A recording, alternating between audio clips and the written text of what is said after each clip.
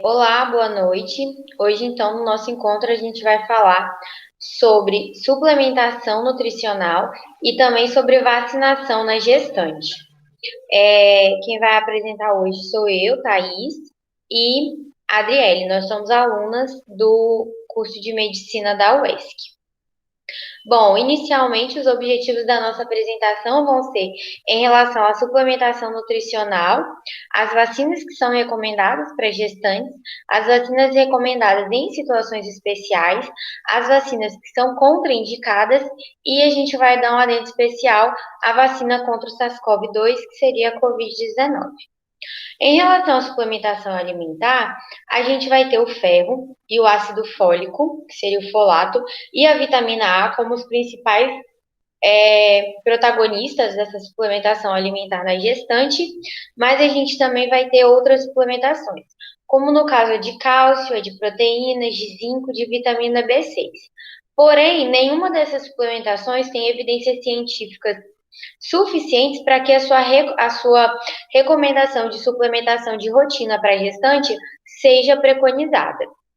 Por conta disso, a gente vai dar um enfoque maior para o ferro, para o ácido fólico e para a vitamina A. Falando então do ferro, a gente tem o Programa Nacional de Suplementação de Ferro do Ministério da Saúde, que foi criado então pela portaria do Ministério da Saúde número 730, em 13 de maio de 2005. E esse programa ele preconiza uma suplementação de 40 miligramas por dia de ferro elementar, que daria 200 miligramas por dia de sulfato ferroso nas gestantes. É, é recomendado que essas gestantes elas façam a tomada na 1 hora antes das refeições e que essa suplementação ela seja mantida tanto no pós-parto como também naquelas pacientes que sofreram aborto no pós-aborto por 3 meses. Então, 3 meses do pós-parto e 3 meses após o aborto. E essa suplementação de ferro ela vai ser principalmente para prevenir os baixos níveis de hemoglobina, tanto no parto quanto no puerpério, por ser uma situação fisiológica que vai demandar um maior consumo desse elemento. Em relação ao ácido fólico ou folato, além também de prevenir a instalação de baixos níveis de hemoglobina no parto e no puerpério, ele também vai ter um efeito protetor contra os defeitos de fechamento do tubo neural. É importante ressaltar que o uso pré-concepcional seria o ideal para combater esses defeitos do tubo neural, até no período de 3 meses antes da concepção, sendo que a suplementação desse ácido fólico vai acontecer nas primeiras 12 semanas gestacionais. E por que ele não sobrepassa essas 12 semanas, assim como o ferro? Porque é justamente até essas primeiras 12 semanas de gestação que a gente vai ter a formação e o fechamento desse tubo neural. Então, após esse período, não existe mais necessidade. A dose preconizada ela vai ser de 400 microgramas por dia, e isso vai dar cerca de 2 ml, ou seja, 40 gotas da solução oral, que está disponível na concentração de 0,2 miligramas por ml.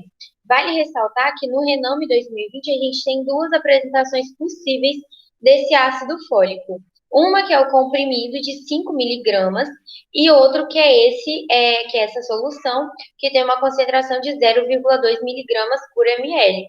Então, o preconizado para as gestantes vai ser justamente essa solução, uma vez que a concentração de 5 miligramas está bem acima do que seria preconizado para essas gestantes. Em relação à vitamina A, essa suplementação ela vai ser preconizada pelo Programa Nacional de Suplementação de Vitamina A, mas não vão ser todas as gestantes que vão fazer essa suplementação.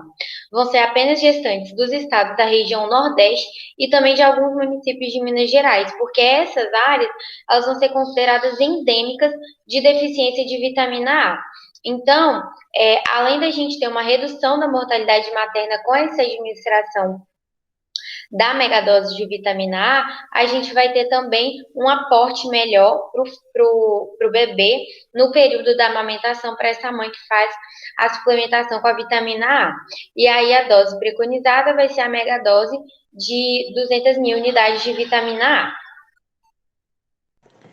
Então, falando um pouco sobre a vacinação na gestação, a gente tem que essa vacinação durante esse período, né, ela vai ter o objetivo não só de estar dando proteção à gestante, mas também de estar dando proteção ao feto.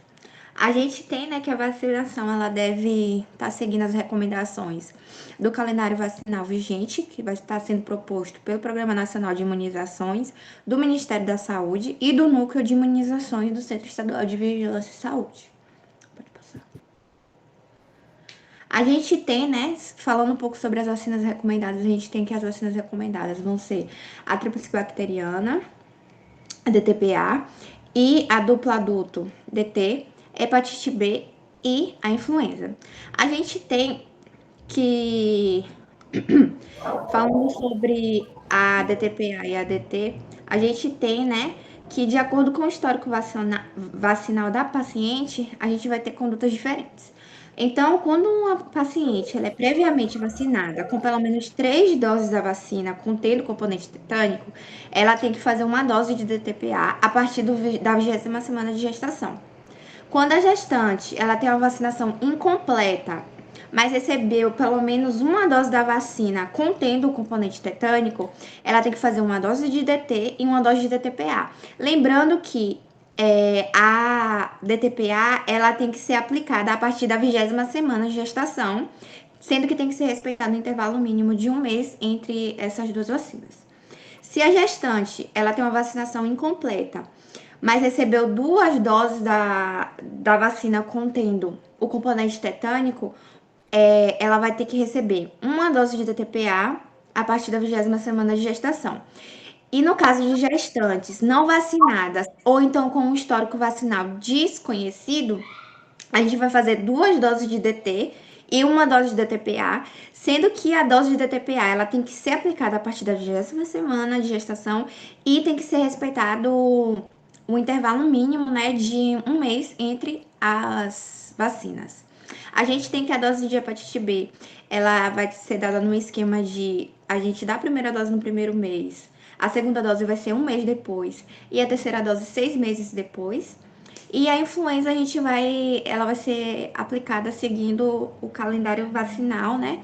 E é dose única. Falando sobre as vacinas que são recomendadas, só que existem algumas situações especiais em que elas podem ou não ser aplicadas, a gente tem como opção a hepatite A e B, as pneumocócicas, meningocócicas conjugadas, a meningocócica B e a febre amarela. Lembrando que a febre amarela, ela é a única que é ofertada pelo SUS. Normalmente, né, ela vai ser contraindicada em gestantes, mas em situações em que o risco da infecção supera, né, os riscos da vacinação, a gente vai estar recomendando que seja feita essa vacinação na paciente. Pode passar. Sobre as vacinas contraindicadas, a gente tem 4, né? A tríplice viral, o HPV, a varicela e a dengue, sendo que dentre essas, a tríplice viral, ela vai ser a única ofertada pelo SUS e as outras, elas são ofertadas por órgãos privados, né? Bom, falando em relação à vacina contra o SARS-CoV-2, é, nós procuramos trazer notícias mais atualizadas possíveis, e aí, com base nisso, a gente trouxe essa publicação da FEBRASGO, que é da Federação Brasileira das Associações de Ginecologia e Obstetrícia, que é bem recente, que é de 10 de junho de 2021, que é sobre a vacinação contra a Covid-19 em gestantes e puérperas. Bom, então, nessa publicação eles trazem que a Anvisa e o Programa Nacional de Imunizações, eles interromperam o uso da vacina AstraZeneca e Oxford Fiocruz em gestantes e puérperas.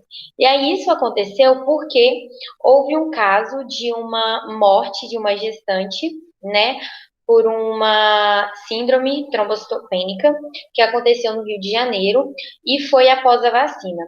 Então, pela possibilidade de uma causalidade relacionada com a vacinação dessa gestante, a vacina da AstraZeneca Oxford Fiocruz ela foi suspensa para esse grupo. Porém, a Anvisa ela determinou uma continuidade da vacinação para as gestantes e também para as puérperas com comorbidades, tanto com a Coronavac, que é produzida pelo laboratório aqui do Brasil, do Butantan, e também a Pfizer. E por que que se continuou preconizando a vacinação com essas outras vacinas, né? Primeiro que existem dados epidemiológicos de morte materna em 2020 e 2021 por Covid no Brasil que são extremamente alarmantes, então que são muito altos. Então, por conta disso, a gente vai avaliar mais uma vez em relação ao risco e ao benefício. Então, por conta disso, essa vacinação ela acabou sendo recomendada. Vale ressaltar também que em relação à Coronavac, o mecanismo de produção dela, ele vai ser bem semelhante às vacinas que são preconizadas já para as gestantes aqui no Brasil, né, que vai ser por um componente inativado viral, então ele tem um risco muito baixo de efeitos adversos para essas gestantes. Assim como também a Pfizer, ela vai ter um mecanismo um pouco mais diferenciado de um RNA mensageiro, mas que em estudos até o momento nos Estados Unidos essa vacina acabou tendo um perfil de segurança bem aceitável nos Estados Unidos. Então, por conta disso, as recomendações atuais da Febrasgo são que a imunização com a Coronavac ou com a Pfizer para gestantes e puérperas, que estão incluídas nos grupos prioritários definidos pelo Programa Nacional de Imunizações, ela seja mantida. Aí a gente tem também, né, a gente trouxe esse recorte da caderneta da gestante, né, que é utilizada hoje no SUS, do Ministério da Saúde, e aí traz em relação à vacina antitetânica, hepatite B e a influenza, que vão ser as principais preconizadas, né, a antitetânica é aquela, a ADT, a duplo adulto, então quando a gente não tem informação de imunização, se é imunizada há menos de 5 anos, se é imunizada há mais de 5 anos. E aí tem primeira, segunda dose a DTPA para aquela paciente que não tem informação de imunização, para aquela paciente que foi imunizada, que tem uma vacinação completa e que foi imunizada há menos de 5 anos, a gente não precisa vacinar. Mas aquela paciente que tem um calendário completo de vacinação, mas que foi imunizada há mais de 5 anos, então essa gestante a gente vai fazer um reforço. A hepatite B, se ela é uma paciente imunizada ou não, e também a influenza que a gente vai somente colocar a data, porque vai ser justamente para a campanha anual. Bom, essas foram as nossas referências, o nosso material também vai ser encaminhado para vocês por PDF, e por hoje é isso. Muito obrigada.